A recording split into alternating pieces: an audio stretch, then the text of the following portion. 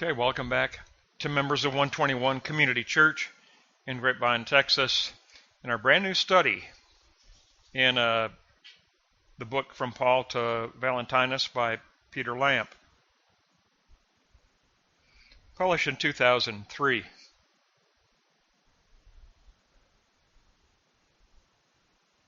And Valentinus, he taught in Alexandria and Rome both, but Lampe is going to concentrate on Rome.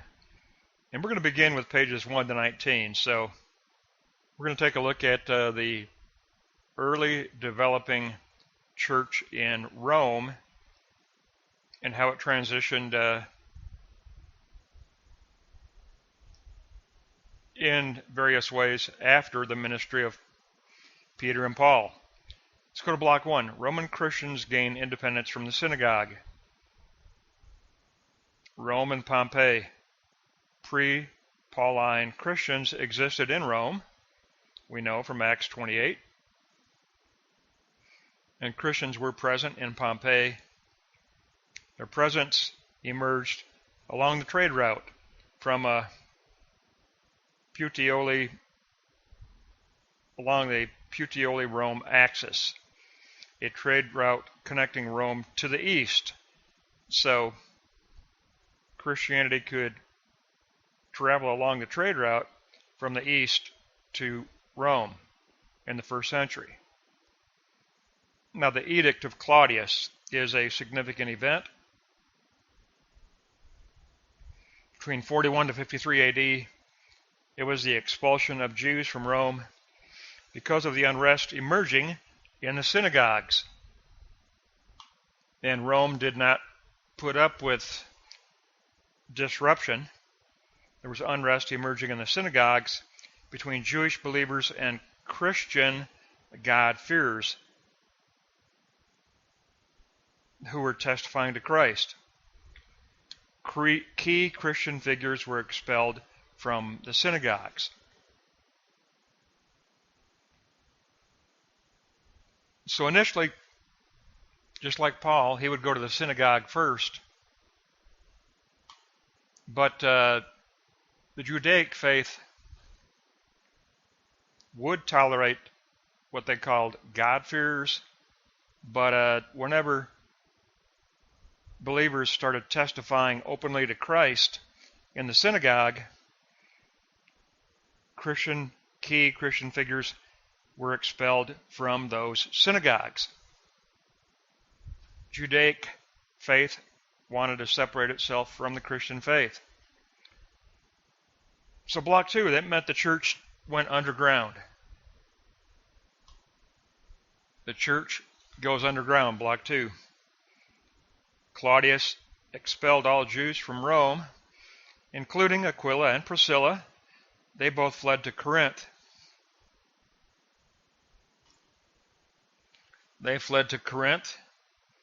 And were already baptized when Paul arrived during his first missionary journey. And witnesses to Christ had been causing disturbances in the synagogues. But basically, the edict involved the expulsion of key figures only. Only key figures were expelled. Some Jews had already acquired Roman citizenship. The Edict of Claudius can probably be best situated at 49 AD. At 49 AD.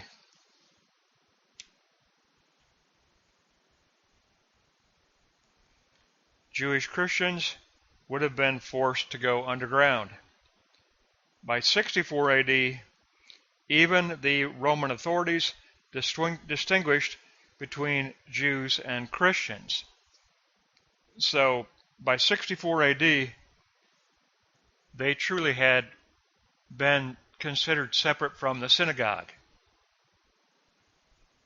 So initially in block 1, Christians met in the synagogues, but then in block 2, by AD 64, they were out of the synagogues and an independent worshiping group.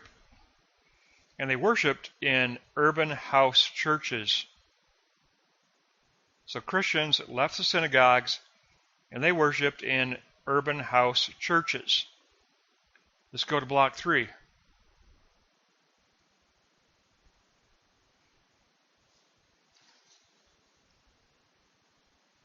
Now, one urban house church was actually at a Roman senator's house. We kind of forget that. We don't remember that, but even Roman authorities were becoming converts and believers. Tertullius was an early prominent Christian figure, and Pudens, a Roman senator, he also hosted Peter and Paul in his home. Pudens' 2 daughters became Christians and hosted church worship in their homes. Praxedis, one daughter, she had a urban house church, and Prudentiana, she inherited her father's house, and she made it a place of worship, a prominent place of worship. So we went from synagogue, says Lampe, we went from synagogue to expulsion from the synagogue to the urban house church in Rome.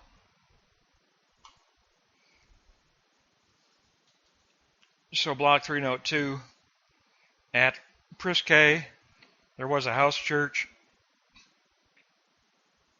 and Sabina of Titulas, she had a house church as well, and she was the widow of a high Roman official. So even the Roman elite were getting affected by the influence of Christianity in Rome. Even the political authorities.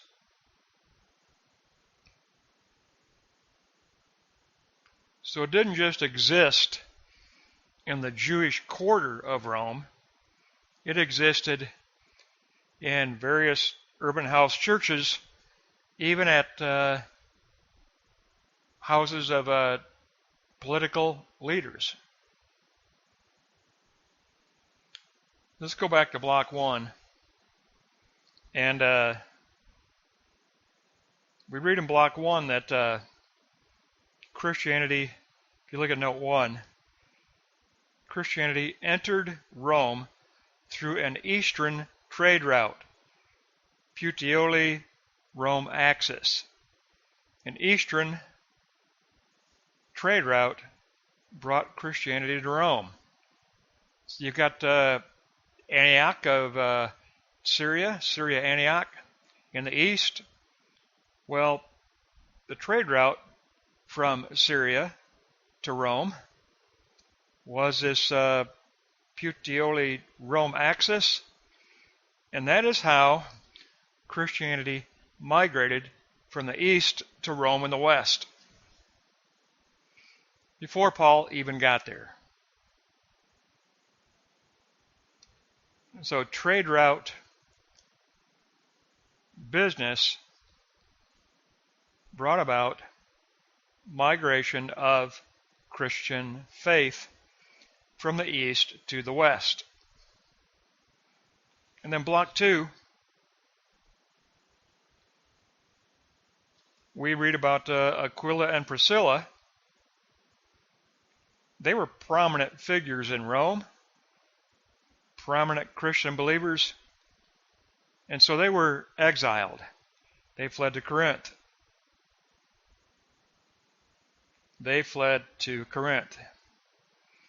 But we learn that by 64 AD, Christians are a separate believing entity from the Judaic synagogues.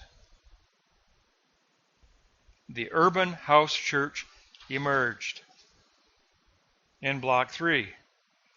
And at a high political level, we're talking about a Roman senator. You don't think that a Roman senator would offer his home for a place of worship, but he did, and his 2 daughters did. So the urban house church existed at a very high authoritative political level. It infiltrated all the way to the top. But what I think is interesting that Lampe points out is that initially Christians did what Paul did. They went to the synagogue first. And as good Jewish believers, but they couldn't contain the witness to Christ.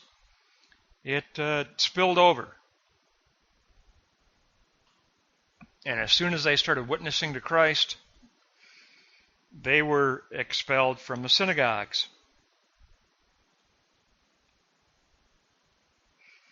Then you had Christians existing in worship separate from the synagogue, and two key figures who hosted a church in Rome were Aquila and Priscilla.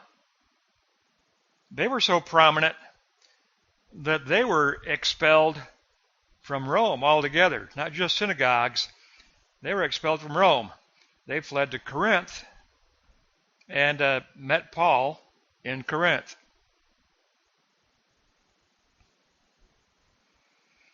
But Lampe tells us by AD 64, synagogue worship and Christian urban house worship were two separate worshiping entities. Christianity had its own identity.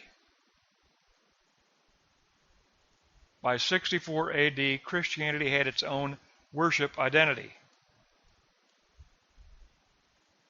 And then in block 3, note 1, the daughters of Pudens, Praxedis, and Prudentiana both dedicated their houses as urban house churches.